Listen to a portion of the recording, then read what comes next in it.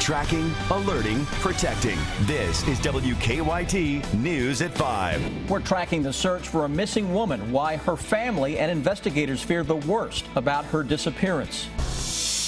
We're learning new details about the charges against a former principal accused of stalking, sexual abuse, and assault. Keeneland paying tribute to a young jockey who died in a racing accident before he was set to race in Lexington. WKYT News at 5 starts now. We are tracking a breaking news alert in Lexington right now. Police are searching for suspects after another bank robbery. Yeah, it happened just about an hour ago at the Fifth Third Bank on Versailles Road. Several police units are still on the scene. Now, it's believed that police are looking for at least 2 suspects. One of them may have had a gun. No one was hurt inside the bank. This is the 4th bank robbery in Lexington this month. Deputies say they're concerned she might be injured and even dead. Today, they're asking for help to find a missing woman. The Pulaski County Sheriff's Office says Monica Wells hasn't been seen since early Tuesday morning, and they think these 2 men right there know something about what happened to her. WKYT's Phil Pendleton talked to Wells' mother, who says she fears the worst as well. It's our top story at 5. Monica Wells was last seen at her home here in eastern Pulaski County. Police say they are concerned because of her absence and because of her boyfriend's behavior since then. I know it's heartbreaking. Brenda Helton says she was supposed to meet her daughter Monica and grandson for lunch at Shopville Elementary School on Tuesday, but she never showed up. Then later that day, the 34-year-old woman also did not show up to get her son at his bus stop. Those absences followed a violent night, one in which Helton says her grandson said he witnessed her mother being beat up. Police say the suspect in that beating is Wells' boyfriend, 35-year-old Johnny Hendricks. They say Wells is now missing, and Hendricks and his brother, 29-year-old Freddie Pennington, are missing as well. I want my daughter back. She's got 2 little boys, and they need her, and we need her. And police believe that the 2 brothers are possibly driving a black 1995 Chevrolet Cavalier. Her mother says that she believes the 2 brothers may be somewhere in the Hazard, Kentucky area. We're going to have much more on this at 6 o'clock, but for now in Pulaski County, Phil Pendleton, WKYT. Police tell us they think it is possible Hendricks took Wells into the woods on an ATV around the Providence Road community in eastern Pulaski County. A former school principal is in jail accused of sexually abusing and assaulting a teenager. Police arrested Joy Allison Hayes during a traffic stop in Madison County yesterday after discovering she had warrants against her. WKYT's Victor Puente is tracking down new details in this case. This former principal is facing charges connected to 2 different teens. One is alleged to be a victim of sexual abuse.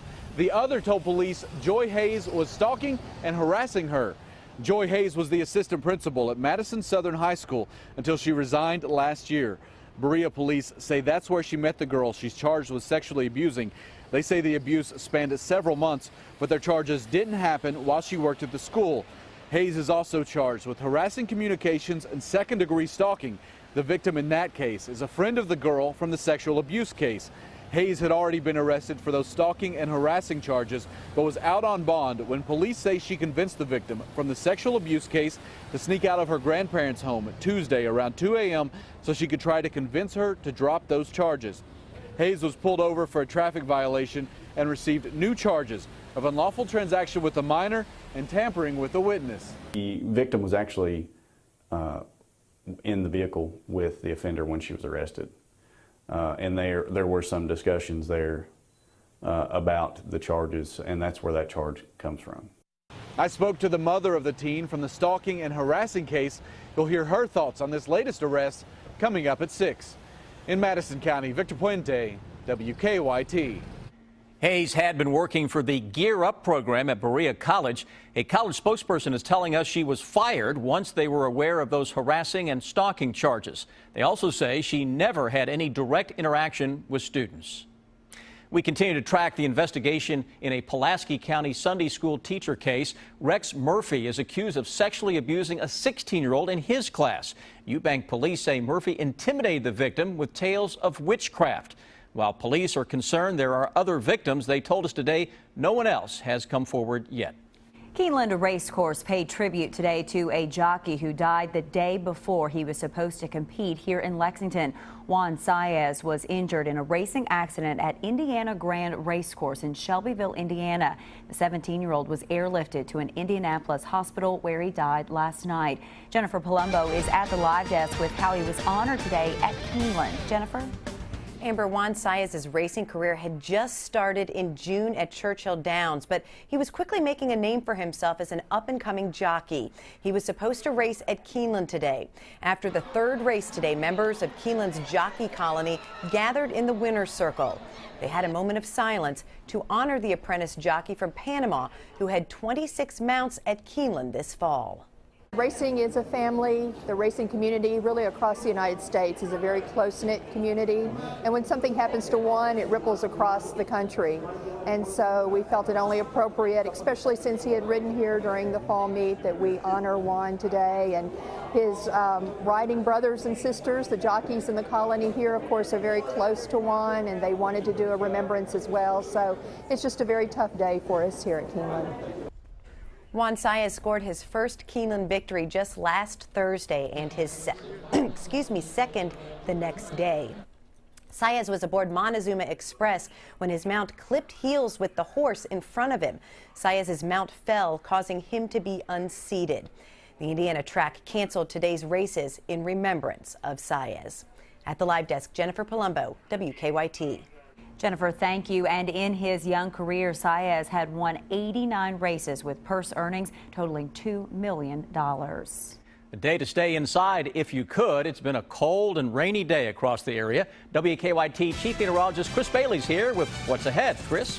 Yeah, a lot of those chilly showers, Sam, rotating around that big area of low pressure we've been talking about for several days. A very slow mover. That means the showers are going to hang tough, not only this evening, but into most of Thursday. A little look outside as of now. In our live sky cams, Jackson, rain has arrived right on cue, knocking that temperature down to 54. Rain in Frankfort, into Richmond, into Covington. You get the idea. It is kind of nasty out there. Here's what it looks like at the station on Winchester Road, looking across Hamburg Pavilion, where the rains have been coming right at us from the west and the southwest, and those rains are picking up now. Look at the coverage on the showers across the Lexington Metro, down into Richmond, Berea, and across the BG Parkway corridor. Rains are really going to pick up now for that evening rush hour here in Lexington. Farther south that we go, Lancaster, most of Garrett County. It's a washout of an evening that is in progress. Likewise into Mount Vernon, London, Corbin. Steadier rains are just off to our west, and everything is rotating around that low pressure center. So the precipitation on your radar, if you're looking at your First Alert Defender app, watch the southwestern sky, because what is there is pinwheeling around that low pressure that is now working across sections of the Ohio River toward Louisville. That means gusty showers pretty much all evening long, with temperatures staying into the 50 to 55 degree range. The nasty weather continues for one more day. Then, guys, I'm watching an improving forecast for the weekend, but with the good may come a little bad. Frost is a possibility. I'll show you when in a moment. New details continue to come out about a second healthcare worker diagnosed with Ebola. The woman flew from Cleveland to Dallas the day before she came down with the virus. As Omar Villafranca reports, 2 cities are now on alert for more Ebola cases. A Frontier Airlines jet was scrubbed down at Cleveland's airport after health officials reported the latest Ebola patient was on board Monday. 29-year-old Amber Vinson was part of the medical staff that treated Ebola patient Thomas Duncan at Texas Health Presbyterian Hospital before he died last week. 26-year-old nurse Nina Pham is also infected. Officials say Vinson showed no symptoms during her flight from Cleveland to Dallas, so the risk of spreading the virus is low. But officials are trying to contact passengers. The CDC says Vinson violated guidelines against taking public transportation after being exposed to Ebola. We will, from this moment forward, ensure that no other individual who is being monitored for exposure undergoes travel in any way other than controlled movement. Hazmat teams are decontaminating Vincent's apartment area. Neighbors also received reverse 911 calls. The nation's largest nurses union says healthcare workers here were not prepared when the first case hit Dallas. Nurses and doctors in the hospital were having to come up with their own protocols and figure out what they were supposed to wear when they brought Mr. Duncan back in. The hospital denies it has a systemic problem. We're a hospital that may have done some things different with the benefit of what we know today. 75 other healthcare workers are being monitored for Ebola. Omar Villafranca, CBS News, Dallas. Vincent will be flown to Emory Hospital in Atlanta for treatment. While in Cleveland, she visited 3 relatives who work at Kent State University. The school is keeping her relatives away from campus for the next 21 days while they monitor themselves for Ebola. Fear over Ebola is causing some problems for the stock market. Airline stocks tumbled after news about the latest Ebola patient broke. The cruise and hotel industry have also been hit hard by Ebola concerns. The Dow, NASDAQ, and the S&P 500 finished down today. Visitation is getting underway right now for 3 people killed in a fire. Our county-by-county coverage begins in McCreary County, where Lisa and David Perkins and their 2-year-old granddaughter died in a fire early Sunday. Their visitation goes until 9 tonight. Their funeral will be held at 1 o'clock tomorrow afternoon. Both are at McCreary Funeral Home.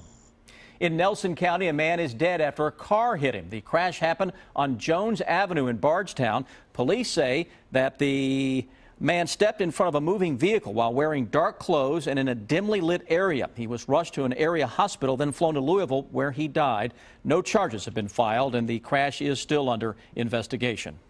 A missing inmate is back in the Fayette County Jail this afternoon. Jail officials say Brandon Riley turned himself in about 11:30 this morning.